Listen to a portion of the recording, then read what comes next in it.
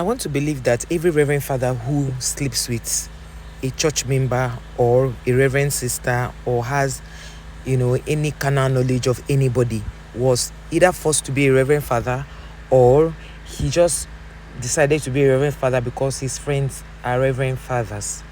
You know me, I like to make excuses for people. I don't like, throwing the baby with the bad water. I need it, and I like to find out the reason why these things happen. And now, for those who have always, condemned the girls who go to sleep with these reverend fathers, I want you to also see from this point, because some of us are victims of reverend fathers trying to either sleep with us or date us. Now, this story I'm about to tell you may look like one story that is vague, or maybe you think is fiction, or a story that didn't happen. It actually happened. It happened. So, if you're a mother that have a very young girl from the ages of 18 years and above, and every time you go for blessing, a reverend father will ask your child, or maybe on Sundays, a reverend father will ask your child to wait behind and see him, and after seeing him, you will leave the child. The next thing, the reverend father will ask that the child comes to cook for him.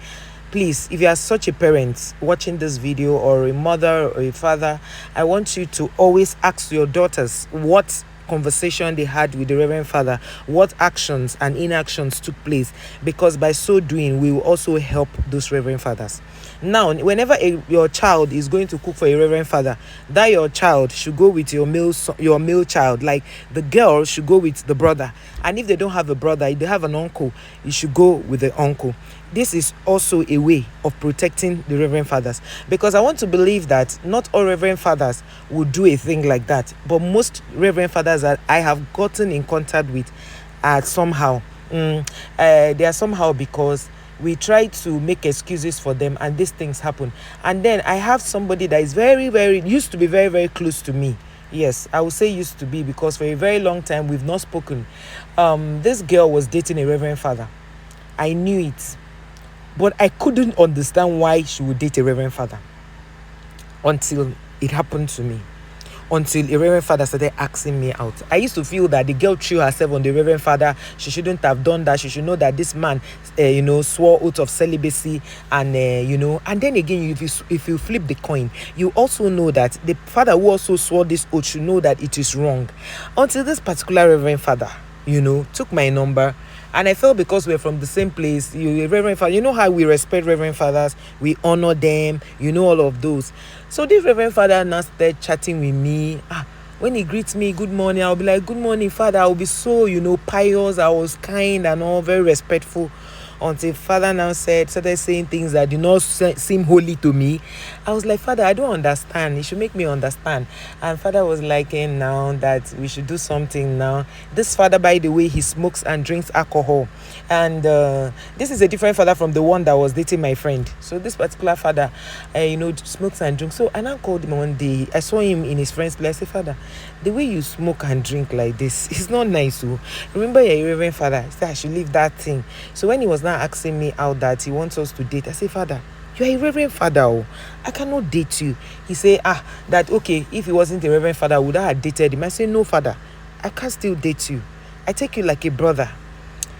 And the next thing, I saw the father with one of my neighbors.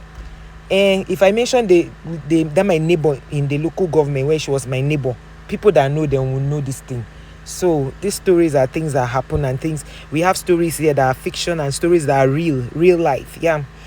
So this father, I saw him that he was dating somebody's wife.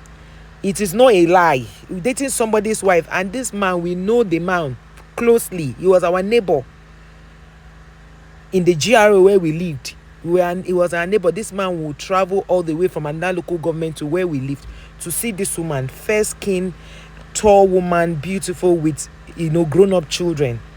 One day I was in Calabar.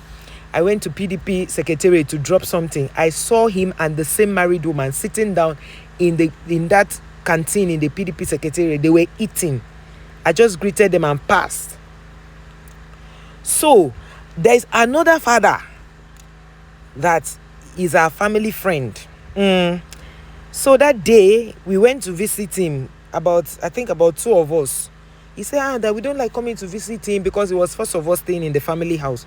So we'll go there, father, is everything fine? We got there, we met a young girl making food. And when we met this young girl making food, it was Ishewu the young girl was making. And we greeted her and passed. So when father was like, no, I should come inside the room now, he wants to see me. The person we came with was in the living room.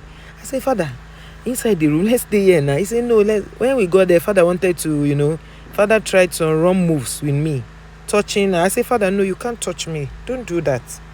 You're a reverend father. And the funny thing is, when you remind them that they are reverend fathers, they tell you, hey, you should not bother. That one is not a problem. They'll sort it out. I say, Father, I don't want a curse on my life. I can't date a reverend father now. Father, check it out. Will you believe the same reverend father, the first one before this one, sent me a message one day. He said that they are going to have they're having a meeting with the bishop in charge of their diocese, and that when he's out of the meeting, he wants us to see that he just got into Calabar. I was taken aback. I'm like, Father, what do you want us to talk about? He said, why am I being difficult? I say, Father, please, you're a reverend father. Oh. And one thing about me is that I feel reverend fathers are like, I see them like God with the small G, God, because they are holy. Because I feel that anybody who is not sleeping with a woman is holy. That's my understanding. So when I see people bashing people on social media or bashing their friends and saying, why will you sleep with a reverend father? Didn't you know he was a reverend father? You should also know that fathers should calm down. Because not all girls will be able to say no. Some of these reverend fathers give these girls hard currencies and sleep with them. Some of you will say that they sleep with reverend sisters. Yes, the reverend sisters also sign oath of celibacy, right? They know what they are doing. If they sleep together, they know how to pray to God. God is the one that sorts them out. But you see those girls that are being blamed for sleeping with reverend fathers, not every girl will have the mind to say no. Not every girl will have the mind to say no. And because it has happened to me, and that is why I'm able to understand it and say this. When you are bashing these girls, understand that not all of them will be able to say no. And please, parents who go to church, you are Catholics. We know you'll respect your reverend father, you honor him. Don't send your daughter, don't allow your daughter alone to go and visit a reverend father. If she's going for confession, an adult should go with her. I'm not saying in confession they will do something. I'm just saying like people who go to reverend fathers' homes to maybe wash their clothes. Reverend fathers should have mass servants, men, boys doing their things. Women should not go to visit reverend fathers. That should be cancelled. That should be announced in school, in churches, in their parishes. They should announce it. They should not go to reverend fathers' houses to wash clothes, to cook for them. Girls shouldn't do it. Reverend fathers should have men. And then somebody say, when you say reverend fathers should have men doing this for them, there are some reverend fathers that they do with the boys through their bum. So what do we do about those ones? If you hear a thing like that, and maybe you're a catechist in that parish, you guys can write to the bishop and they can suspend that reverend father. So don't be afraid and begin to, if you look at this whole thing, you will not blame those girls totally. You will not also blame the reverend fathers totally. Our parents also have a hand. They have a duty or an obligation to protect their children. Reverend fathers, let the girls stop coming to your house.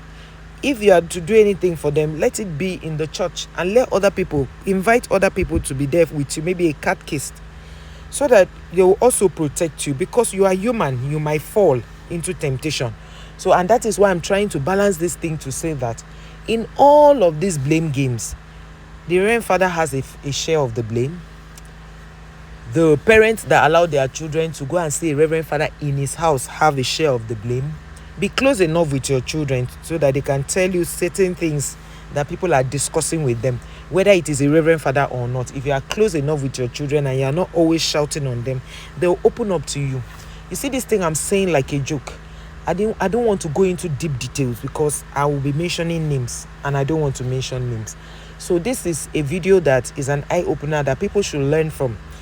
Do not visit a reverend father as a young girl, because some reverend fathers don't just sleep with young girls, they sleep with even married people. So even the married women too. Husbands, be careful. When your wife is going to see the reverend father, go together with her. Please, guys, stay out of trouble and please mind your business.